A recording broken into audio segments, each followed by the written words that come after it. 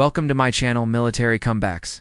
Today's story takes you on a journey you'll never forget. It's about courage, fear, and the incredible strength hidden inside an 11-year-old girl who did something no one thought possible.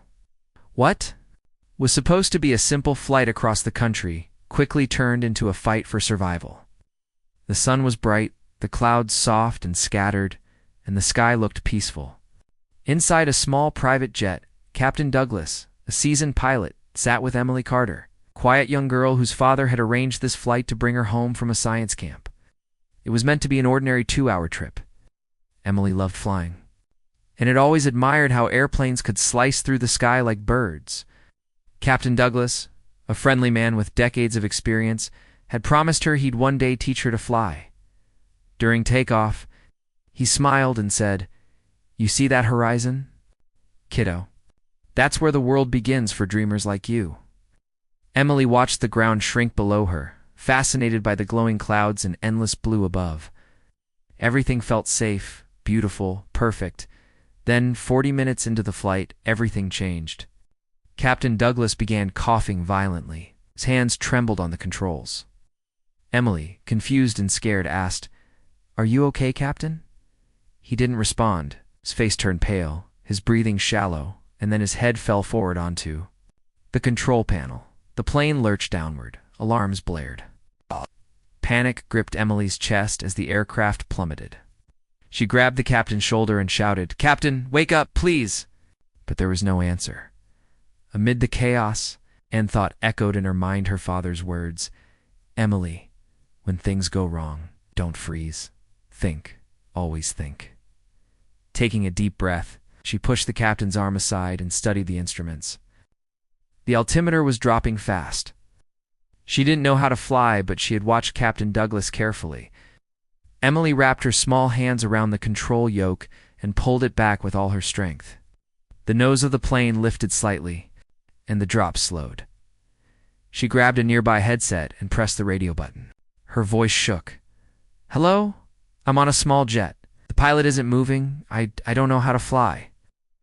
After a moment of static, a calm voice came through. "This is air traffic control. Who am I speaking to?" "My name is Emily." "Emily." "Carter," she whispered. "I'm 11 years old. Please help me." The controller, Karen, froze for a moment, processing that a child was alone in the sky, flying a jet. Then she focused and spoke gently. "Emily, listen carefully. You're going to be fine. Can you see the yoke in front of you?" "Yes," Emily whispered. "Good. Keep it steady. Don't pull or push too hard. We'll guide you down. Rescue." Teams had already been alerted. Fighter jets were scrambled to monitor the flight.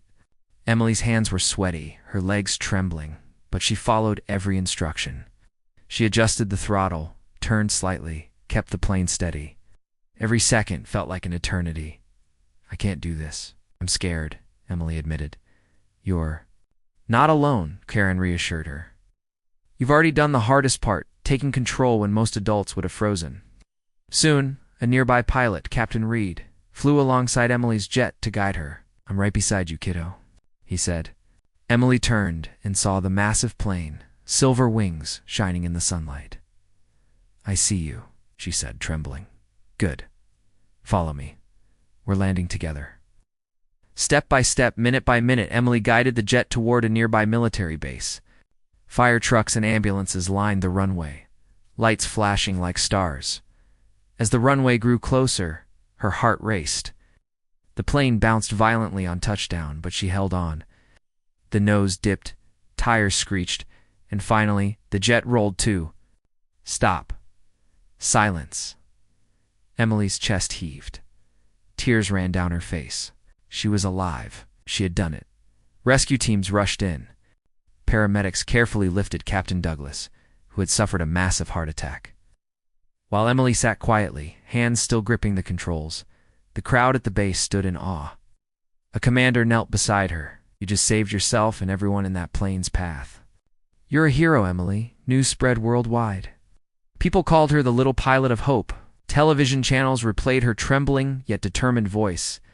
"I don't know how to fly, but I'll try." That line became a symbol of courage. Emily would go on to become a pilot.